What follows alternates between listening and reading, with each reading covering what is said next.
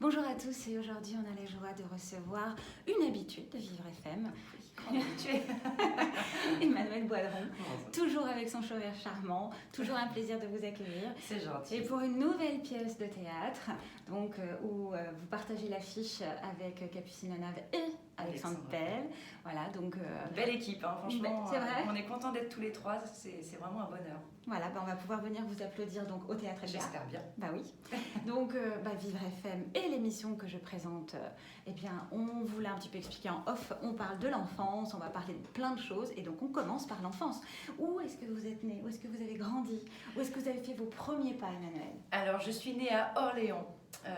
Mais alors j'y ai vécu je pense 6 mois, donc j'en ai absolument aucun souvenir, et j'ai beaucoup déménagé, donc j'ai vécu un peu partout, Tours, Bourges, le sud de Fontainebleau, enfin voilà, on a pas mal bougé en région plutôt nord parisienne, mais sinon je suis née à Orléans. Traumatisme d'enfant de déménager ou plutôt une force? Aucun traumatisme, sauf qu'effectivement plus difficile de s'attacher à une terre ou à un endroit ou à des gens en particulier. Mais non, ça c'est pas du tout été un traumatisme. Alors, l'enfance, les premières fois. Voilà, en plus, je crois que vous êtes maman, donc vous savez qu'il y a toujours une première fois. Et vous, votre premier cartable, il y avait quoi dedans? Mon premier cartable, j'adorais les rentrées scolaires dans mes souvenirs. Donc je pense qu'il y avait la totale, hein, il y avait tout ce qu'il fallait.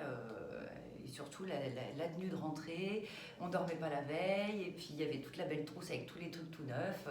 C'était tout. Enfin, moi j'aimais beaucoup la rentrée. Vous vous souvenez d'une première tenue de rentrée comme ça? Je crois que ouais, je me souviens. Je me sens que c'était pour la 6e, ouais, un truc comme ça. C'est important, le collège. J'avais une petite robe que j'aimais beaucoup et que j'avais tanné ma mère pour l'acheter, et elle m'avait acheté. La première fois que vous avez eu une mauvaise note? Vous n'en avez peut-être pas eu, hein? Bon, si, forcément. Mais c'est vrai que j'étais plutôt bonne élève, mais j'ai quand même eu quelques mauvaises notes. La première, ça devait être peut-être en maths, en 4e, parce que ça commence à se durcir. Et pourtant, j'adorais les maths. Et j'ai adoré ça après, mais ça devait être ma première claque mauvaise note. Le premier mensonge? Premier mensonge, sûrement mon premier jour de tournage. C'est-à-dire? J'ai dû mentir, forcément. Ah bon? Quand on joue, on ment, hein, donc... oui, d'accord, pardon, je l'avais pas compris comme ça. D'accord, donc ça, c'est la première fois que vous avez menti, vous avez eu l'impression de mentir. J'étais pas vraiment une menteuse, je pense, étant petite, il faudrait demander à ma maman, mais...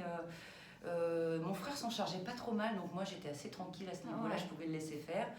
Et puis non, je pense que c'est pour en jouant, je me suis dit, il va falloir que je montre, que je dis des trucs, c'est pas vraiment moi, c'est pas vraiment ça. Mais... Et ça vous a plu de mentir? Et ça m'a beaucoup plu, la preuve, j'aime encore mentir beaucoup. La première personne qui a compté dans votre vie? La première personne qui a compté dans votre vie, c'est Roger Hanin.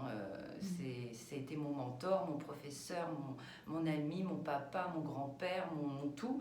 Il m'a apporté énormément. Ma vie ne serait pas celle-ci si je ne l'avais pas rencontré. Donc je dirais que c'est la vraie première personne, en dehors de ma famille évidemment, qui a énormément compté et qui faisait aussi partie de ma famille. Le premier secret? Premier secret, je ne sais plus trop. J'ai dû dire justement des trucs à Roger que je ne pouvais pas dire à mes parents. Et je me suis dit, tiens, c'est pratique, lui, il ne va pas m'engueuler parce qu'il adore quand je fais des bêtises. Donc ça doit être à lui que je l'ai adressé, mais je me souviens même plus ce que c'était. Peut-être le premier petit copain. Alors justement, la première bêtise, c'est vous qui avez évoqué. Hein. Il aimait bien, Roger Hanin, que vous faisiez des bêtises, mais la première bêtise... Justement, il me disait toujours, alors, t'as fait des bêtises, ça l'amusait quand même pas mal.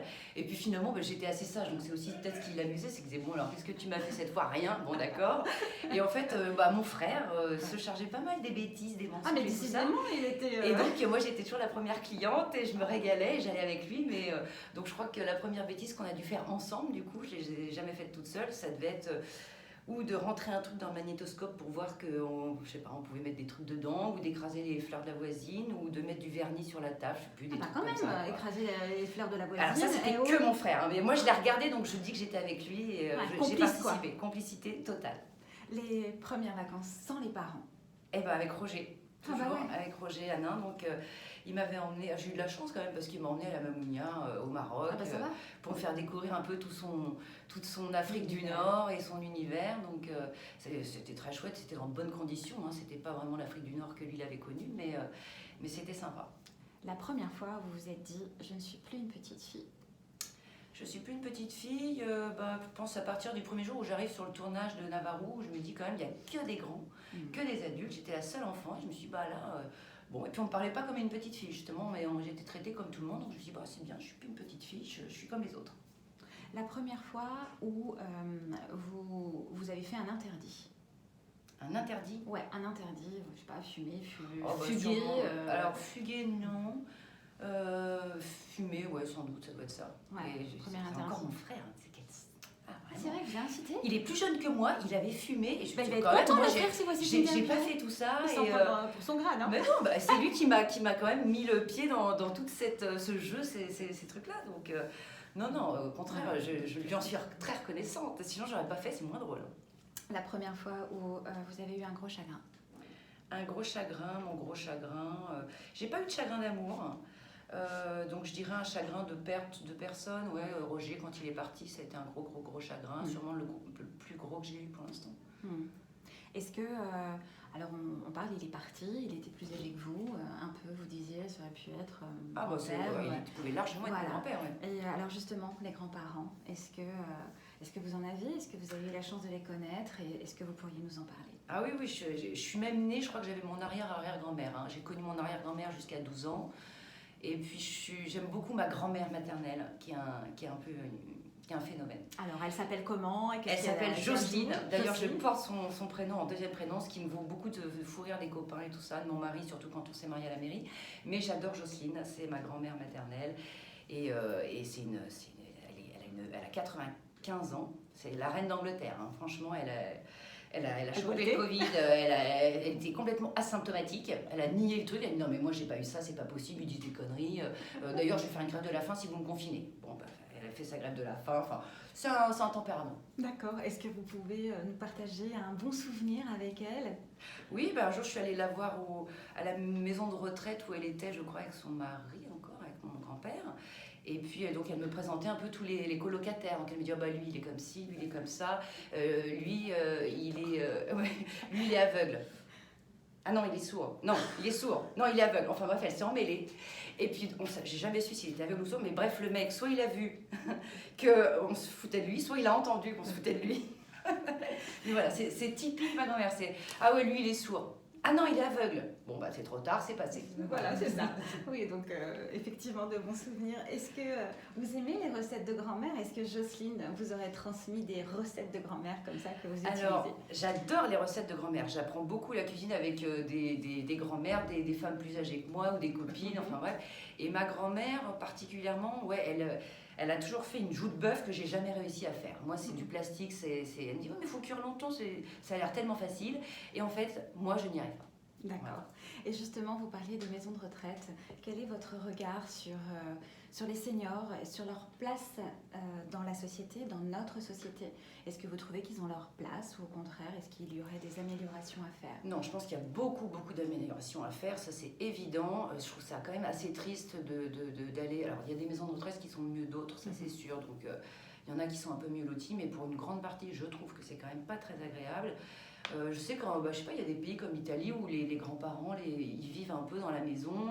Ils ont leur coin, évidemment, parce qu'il ne s'agit pas de vivre ensemble. On n'est pas forcément tous les jours en envie de parler de la mégère d'en face qui gna ou je sais pas quoi, de faire le commérage.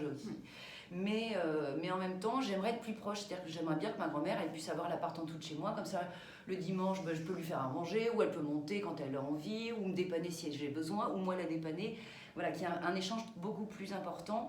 Alors que là, elle est un peu loin. Moi, ça me prend 2 heures pour aller la voir. J'ai pas toujours le temps, j'ai pas toujours l'énergie non plus.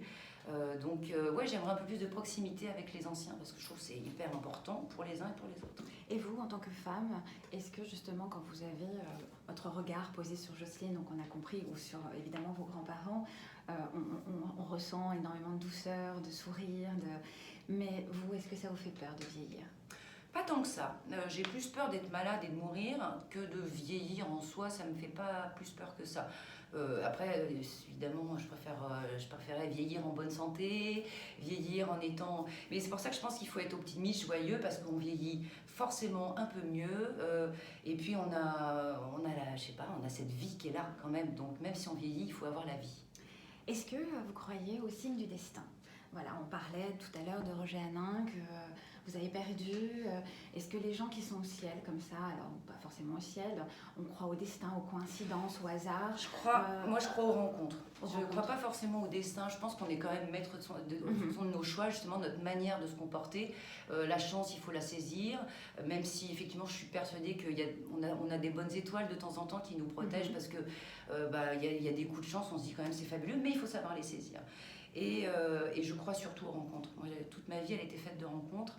Je pense que c'est primordial. Et puis, on apprend des gens, on aide les gens, on aide soi-même aussi. Donc, c'est avant tout, avant le destin, avant tout ça, c'est les rencontres. Mais est-ce qu'il vous serait arrivé en fait quelque chose dans votre vie où vous vous êtes dit ah là on m'envoie un signe du destin ou même quelque chose d'un peu surnaturel? Ça vous Non, rien? pas trop. Non, Vous êtes je plutôt suis très cartésienne, terrienne. J'ai un peu de mal avec ça. Mais j'ai envie d'y croire aussi et je respecte parfaitement les gens qui disent ah mais moi j'ai ma grand-mère qui me parle tous les jours ou peu importe qui m'envoie des signes, bien sûr mais c'est vrai que moi je suis peut-être pas très réceptive et du coup je ressens pas ce genre de choses. Malgré tout oui il y a des moments où on se dit ah là c'est quand même c'est marrant. Alors est-ce que c'est un signe du destin ou est-ce que c'est le hasard total? Ça je ne sais pas, j'ai pas la réponse évidemment. Alors est-ce que Emmanuelle vous êtes marraine ou d'une association, ou est-ce que vous défendez en fait différentes causes, et si oui, est-ce que vous pourriez nous en parler? Ah oui, évidemment, je suis très sensible à plein de causes, parce que ça peut être la cause des femmes, ça peut être la cause des enfants. Je suis marraine de l'association ELA, qui lutte contre leucodystrophie, et je suis aussi ambassadrice d'une fondation que j'aime beaucoup, qui est la fondation Claude Pompidou, qui s'occupe justement des personnes en situation de handicap, des personnes âgées, des personnes qui ont Alzheimer, qui ouvrent des centres chaque année et qui financent la recherche pour Alzheimer, qui ouvre des centres donc pour accueillir les personnes âgées. Et c'est une très belle fondation. Les personnes âgées atteintes d'Alzheimer? Pas forcément. D'accord. Ça peut être des personnes âgées, tout simplement très âgées, ou aussi effectivement atteintes d'Alzheimer. Et pourquoi avoir choisi ces deux associations? Est-ce que j'imagine que vous êtes très sollicité par plein d'associations. Oui, on aimerait participer à toutes, évidemment. Et puis, mais alors, c'est des rencontres. Voilà, j'ai rencontré des enfants atteints de leucodystrophie, ça m'a touchée. J'ai rencontré les directeurs, les gérants de l'association qui m'ont plu, que je sentais investis, qui connaissaient bien leur... Et puis l'argent qui est bien réinvesti, qui sert vraiment à ça, etc. Donc c'est le fait d'avoir rencontré les gens. La Fondation Claude Pompidou, c'est pareil, c'est très bien géré. Et donc je me suis dit, voilà, c'est ces gens-là qu'il faut aider. Je les ai rencontrés, je les aime, j'ai été touchée.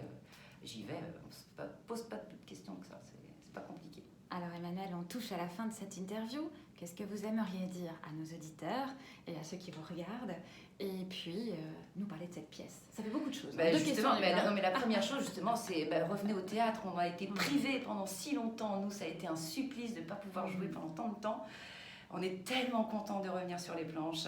J'espère que on a la chance de vous voir. J'espère que les gens auront envie de revenir au théâtre comme ils retournent sur les terrasses, dans les cinémas, que la vie reprenne, c'est le plus important.